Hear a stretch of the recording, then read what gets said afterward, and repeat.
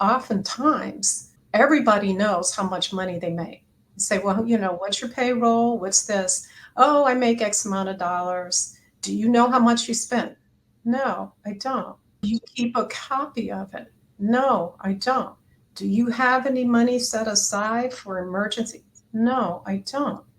That had been my primary initiative. It's just something that I live. It's just something that I live. Hey, hey, hey. It's just something that I live that this world don't live. It's just something that I feel that this world don't feel. I gotta keep it real.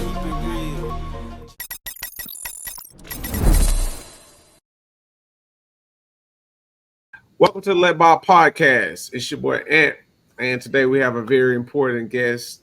It's a little bit more unique than our past guests because this is our official Bob partner. So that's kind of cool to have one of our partners and clients, someone who's in the building in the business of what we do in the financial services space, who has a similar passion and understands the journey finance, being a person of color and also a woman in finance. So you guys are going to hear a lot of exciting stuff from her point of view, and then we're going to talk about what the Bob partnership opportunity is and what we're doing to really change how acts work together in this finance and tech space. So welcome, Rene Nourse of Urban Wealth Management. How are you doing today? Thank you so much for having me on here to share. And I'm so excited to be with you. And I've known you for a number of years, and how many phenomenal conversations that we've had, because there's just a handful of us who are in this industry. And at Urban Wealth Management, and I will give some background about why and how I started this firm, because this is key. And even though here it is multiple years later, based on the number of years I've been in this industry, things have just gone up just a little bit as far as us as people of color and as women. And so I will go over that with you because and share the reasons why this was established. No, well, definitely. We're excited to hear, and we definitely want to learn. I'm interested to learn, how did you even like get in the business? Like, what made you start Urban Wealth Management? What was like the key driver of your decision to get into finance and then start your own firm? Well, that is a very good question, because what started and the reasons why and how, and my designation for coming into this industry was based on the fact that as we were growing up, and just as a brief description of what occurred during my lifetime, and I became really, really interested in coming into the industry, as well as my siblings.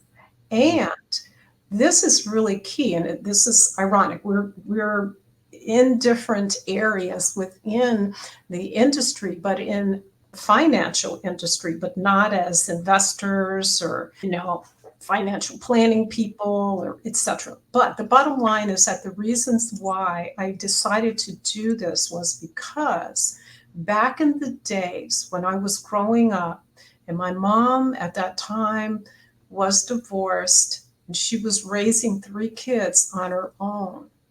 And we were all at that time under the age of 10. And even though she got her degree, she had gone back to school and she had gotten her, she was already out of college, but she went back to get her master's to get her degree in clinical social working. But she wasn't paid in a proper manner. She wasn't paid a lot of money on it. And we all started working at a very early age. My first job, and I was doing some consulting at age 13, and I was teaching young kids about how to um, be focused there in their school and teaching them a few things. In any event, what I was going to say, and which I have posted, is that my mom had to borrow money from us because she didn't have adequate money to pay expenses. She did pay us back as soon as she got some money back. And then she taught us how to save money and go to the bank and put money in and start building up our own savings accounts.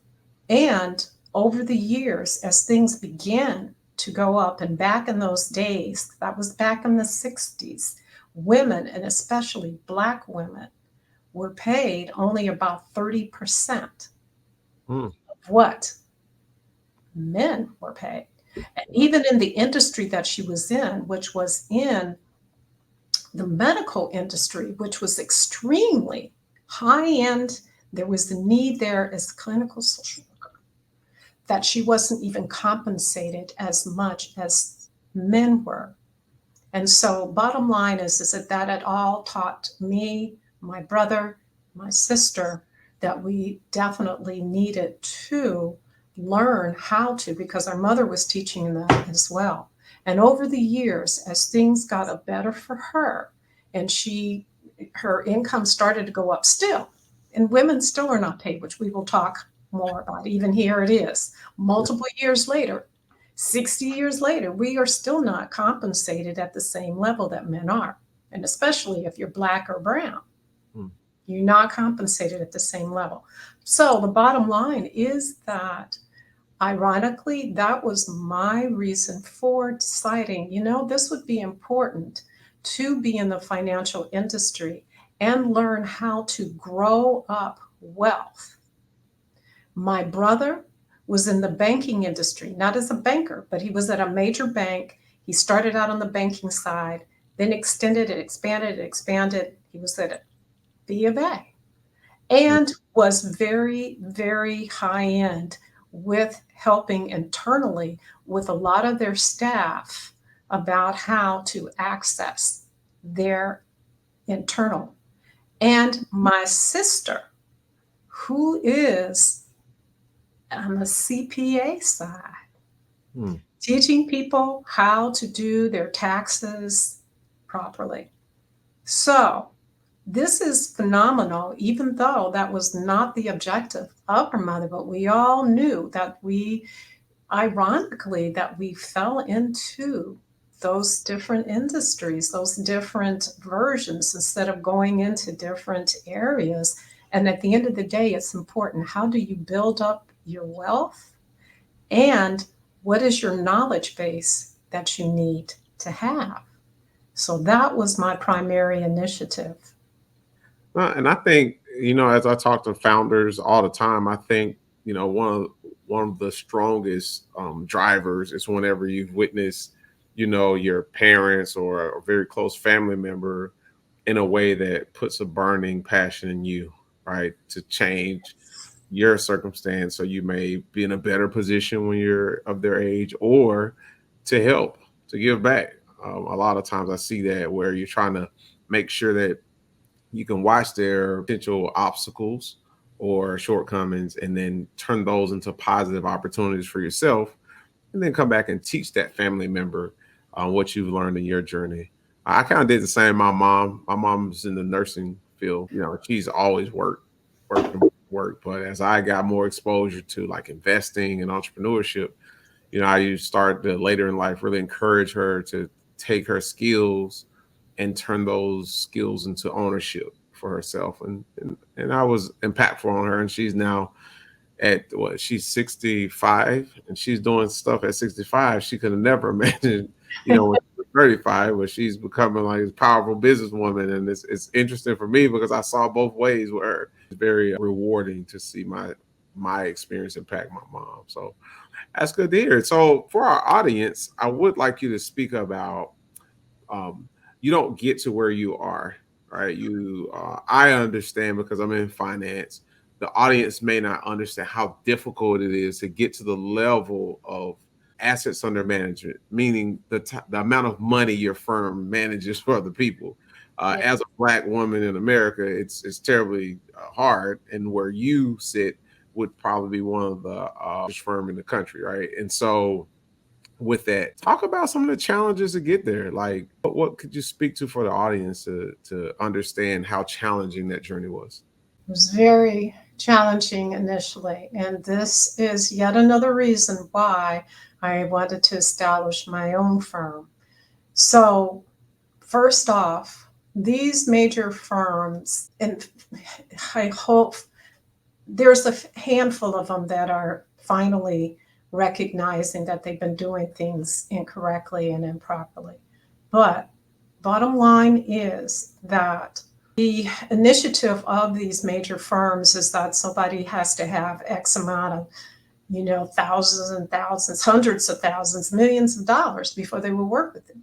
And at the most highest level, which has been my primary initiative, is because us as women, and especially of people of color, we don't have all of that because we got kicked back. We had so many items taken away, and we had to start, since we were slaves for many years, that we had to really start building up our financial lives and starting to build up our wealth. And so that is why my initiative has been, people don't have to, and they shouldn't have to have a bulk of money to be working with a firm. The most important element is to give financial advice first off, to make sure that one is making the proper directives and has an understanding. And it's basically just really looking to train people and provide them with some consultations so that they know what to do, what not to do. For example, just as an example, and because we do provide financial planning, because that is at the top of the list, because all of these other firms, now they're finally starting to offer financial planning. When I left these major firms, that was, even though I've been a CFP, certified financial planner, for multiple years, and I provided that service. But at the bottom of the top of the list and the bottom is that oftentimes, and this is a perfect example, everybody knows how much money they make. You say, well, what's your payroll? What's this? Oh, I make X amount of dollars. Do you know how much you spent? No, I don't. Do you keep a copy of it? No, I don't. Do you have any money set aside for emergency? No, I don't. That had been my primary initiative. And, at the end of the day, when somebody says, oh, I want to do some investing, if you don't have any adequate savings, you don't have emergency, don't invest. Because if you're investing, that is long term. You need to understand the difference. And so many people said, oh, thank you so much. Did not know that. I said, once you get X amount, have at least 3 to 6 months of your monthly expenses saved. Then when you have that, then we can start talking about investing. And again, as I always say, when you're talking about investing, you're talking about investing for long term, because we know markets go up, they go down, they go up, they go down, but they always, even if they go down, they'll continue to go up.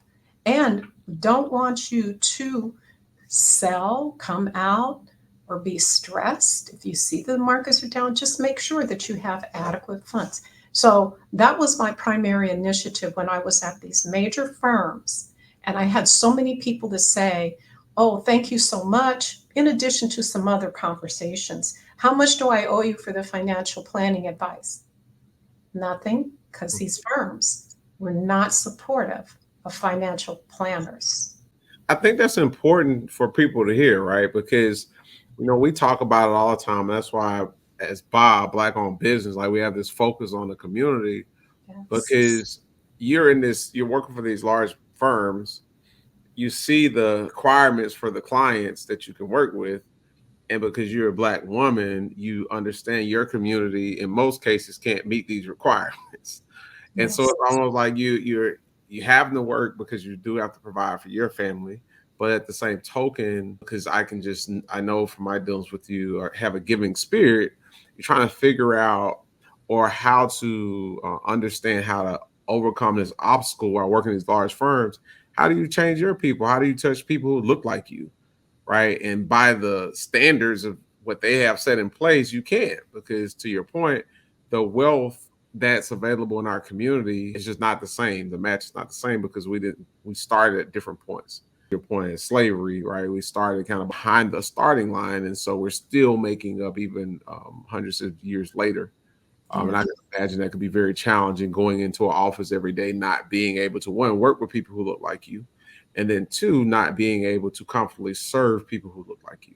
I only imagine how challenging that was before you launch your own firm, and now you can dictate who you want to do business with, which has to be rewarding for sure. So, which brings me to a point. If you were still working at those big companies, could you be a Bob Technologies partner? I would say no. Yeah, exactly. Because they'll be like, no, No. we're not, no, yeah, exactly. Yeah, because we try, right? We try to do some partnerships, and we've had some success in some small areas. But overall, with the larger wirehouses, like generally, it's terribly difficult to get in on their vendor list, right? So Yes. it's exciting that we can work together. You have your own firm, you can make your own calls, and so you decided you would partner with our company to bring technology to your firm in a way to actually achieve what you just talked about. Bring your investment strategies to the masses for the most part, right? So, Yes. so how did that make you feel? Like, can you talk to us about that? The idea. Happy, happy, happy. Yeah, no, that's good. It's exciting for us from our standpoint because we talked about being a benefit to firms like yours years ago, right? We understand and we see where technology is just it's scarce at black firms with different black organizations because technology is expensive for one. But to your point, in our community, it's like finance, right? It's something that's just not discussed, but it's become such a demand. Like if you're a small business or a large business at this point, you have to have technology. You're dependent upon it. And so for us, it was exciting to partner to bring this level of empowerment to a black owned firm that's woman led. Like that was exciting for us as an organization. Yes. And so that's on our side. What we're excited about with this partnership is like to show the world this is what happens when you work together. Like you're able to establish yourself in an industry that is traditionally not people who look like us, and we're doing it. So that's why I'm excited about this partnership. Me too. Yeah. Yeah. So talk to us about the Smart Savvy Women investment strategy that we're launching for you. Can you tell the audience kind of what that strategy is about and like where did it come from your side? Like what made you want to launch this strategy with us? Sure. So, first off, just as an additional background, the primary reasons why I wanted to establish that and the reasons why I established my firm, just as a starting point back in 2012, was to have an all female based firm. Mm, Because, number one, everyone in the industry, in the financial industry, in a variety of industries, but a bunch of people in the financial industry, in the investment industry, were not supportive. And they did not support a lot of female clients. So, but because women are multitaskers, because we do so many things in addition to building up our professional lives. So that, in addition to raising families, having babies, mm, not only taking care of and having children, but also we tend to also are very supportive of our family members. So we are all of those things. So I'm just bringing that up before I get into that particular, answering your question about that particular item that you and I are working on building up. that women have not been supportive in so many ways. And now that we are finally in this role, where in addition to the fact that still we're not compensated at the same level after saying now we finally are up to still not earning as much as men. We're up to 80% now, but back multiple years ago, we were, like I said, 30%, then it went up to 40, then 50, 60, but we're still not there. So my objective was and is to focus on savvy women who are running these publicly traded firms, who either have started it and are running it, and to support them to see an increase in those values, and for a variety of people, women and men, to support and invest, because we are, for the first time in multiple years, finally seeing women running these big, major firms. And I say, even though this group that you see here, this Smart Women Savvy Money, which was a group I created multiple years ago, where we do monthly webinars that are focused on doing training and a variety of elements to get people updated. And we have a lot of men that listen to it too. And it's just not about investing, but it's about how do you build up your financial life. It could be on estate planning, could be on, do you understand what insurance coverages are? Not doing any selling. But the bottom line is supporting women in a variety of elements. And so now having this and creating this portfolio that you and I have worked on, that is key, that we are supporting women who are running these big, major firms, and everyone will see that their investment will go up based on having the opportunity to not only support these firms that are run by women and have a number of women who might not be the CEOs, but they're the COOs, they're in their marketing, they're in high levels, and they will eventually and soon. And we've seen this happen a couple of times so far this year with these major firms where women have stepped up and are now the CEOs of these big firms. In any event, it is a great opportunity to just not support women, but to support ourselves and how we can build up our wealth and grow it over years. No, that's good. And just so the audience understands the impact of what we're doing as a unit, right? So what happened is Renee uses our technology to implement her investment strategy. So normally as an advisor, your investment strategy is performed by you, right? You go in, you trade your clients' accounts, you perform the rebalancing, and you're responsible for the management of each of your clients' dollars, right? Well, with our technology, we automated that process for her. Why does that matter, and why is it such a significant event? It's because now she can service clients at all account levels, right? So the $1,000 client or the $100 client, all the way up to the $5 million client, and it's all automated. So it allows her time to bring awareness around what her strategy's mission is and what her purpose around forming a strategy is about. And so that's why the partnership is so powerful, right? We're excited about it because we get to, empower a Black female advisor, and we get to achieve our mission, which is to get more people of color investing in the stock market. And so it just works, and we're excited about it. And we look forward to seeing the results in time. Let me ask this. Do you have any other company announcements you'd like the audience to know about that you want to leave us with? There are a couple of things.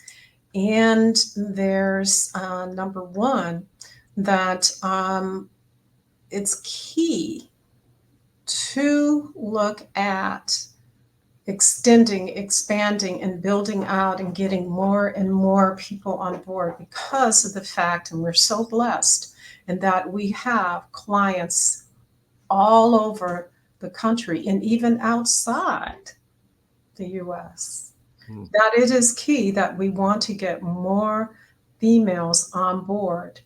And because, of course, women love working with women, but we have a lot of men who are very, very interested. That has been the case in the last couple of years, where they recognize the significance of working with women because we listen, not just us, but women in general, and that women do care and provide some inspective and significant ideas and thoughts about how they can build up their lives in a much better way. Again, just not about investing, although that is key, but we do really, really listen. And so, one of the key points is really at this point looking to expand and extend our firm in a major, major way. In addition to that, we're looking to explore, in addition to this one portfolio that you and I have been working on, just as another thought, is to be able to expand and extend this other portfolio that I've been managing for 8 years. Okay. And at that time, it was called SRI, socially responsible portfolios. And a lot of people said, oh, I like that idea. We want to just be investing, with these companies that really care about people, are doing the appropriate things here in the US, etc. And I've been so blessed in that portfolios, two different ones, moderate and aggressive, have gone up quite a bit in value. So we will definitely be looking to expand the availability and teaching and providing the appropriate steps for people to know what they ought to do and know to build up their wealth and to protect themselves as well as their family and in their future. That is going to be a key component. So we definitely want to, in addition to, and that's why I call it the savvy, smart women, the fact that these are women who are running these companies, and we will be expanding and getting more and more smart women to come on board here, and we'll be able to, we are in the process of getting more on this year.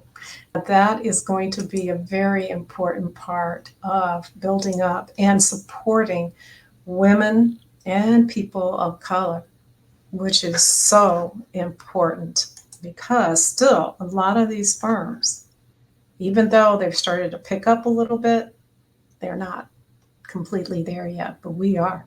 And that's the beauty about the partnership. So we're so excited to be of value to your firm. We're excited to see what the future looks like, and bring the audience your strategy, man. Like that's going to be cool. So again, thank you for being a guest on the podcast. Thank you for being a partner of Bob, and thank you for being a Bob, a Black-owned business. So we're let Bob be Bob.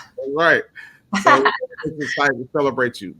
Thank you. With that, I'll say this has been a great episode, another great episode of Let Bob Podcast. You can find us at We Are Let Bob on all social media platforms. You can find me at I Am Let Bob on all social media platforms. And we are out. It's just something that I live that this world don't live. It's just something that I feel that this world don't feel.